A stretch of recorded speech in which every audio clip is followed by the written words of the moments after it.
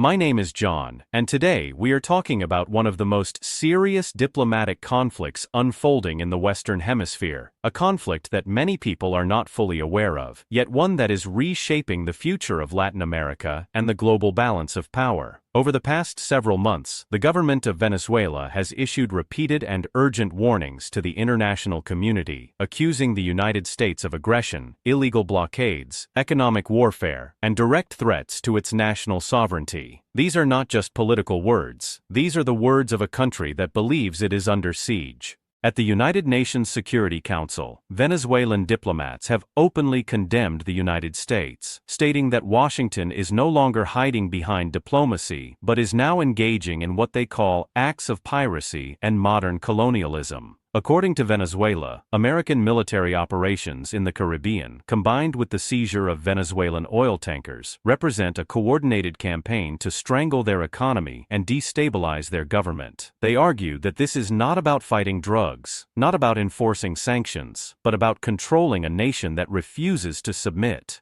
The Venezuelan foreign minister recently addressed the world with a statement that shocked many delegates. He said that the United States is attempting to normalize military aggression by disguising it as law enforcement. He claimed that every oil tanker seized is an attack on Venezuelan families, every port threatened is a blow to their hospitals, and every sanction imposed is a weapon aimed at the poorest citizens. Venezuela insists that these actions violate international law and the principles of the United Nations Charter. Central to this dispute is the issue of oil. Venezuela possesses some of the largest oil reserves on Earth, and for decades, oil has been the backbone of its economy. But in recent months, U.S. authorities have intercepted Venezuelan tankers near Caribbean shipping routes, accusing them of violating sanctions and engaging in illicit trade. From Washington's perspective, these seizures are legal and necessary. From Caracas's perspective, they are nothing less than maritime theft.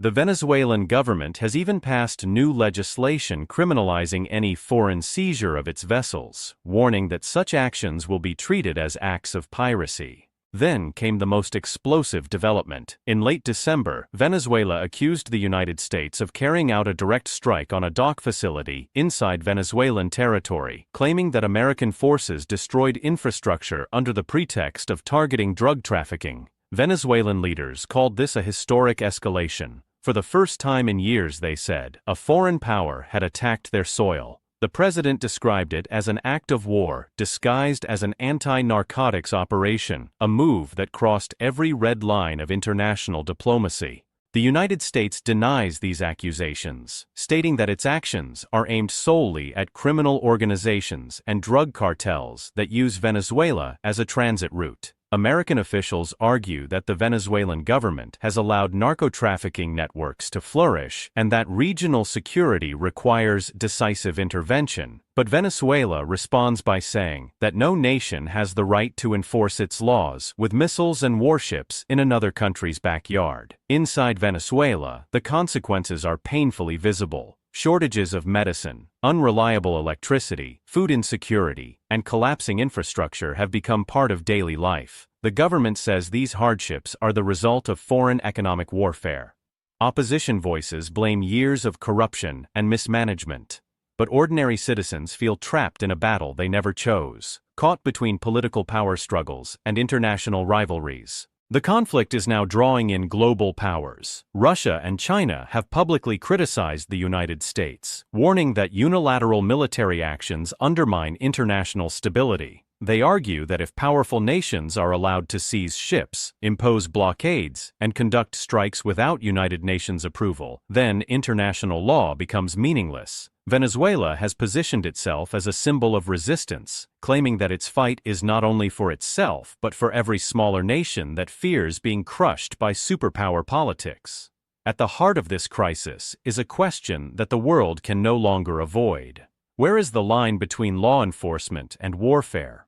When does economic pressure become collective punishment? Who decides when a country has lost the right to control its own future? For the United States, the answer is national security. For Venezuela, the answer is sovereignty. Two nations, two worldviews, and one rapidly narrowing path toward confrontation.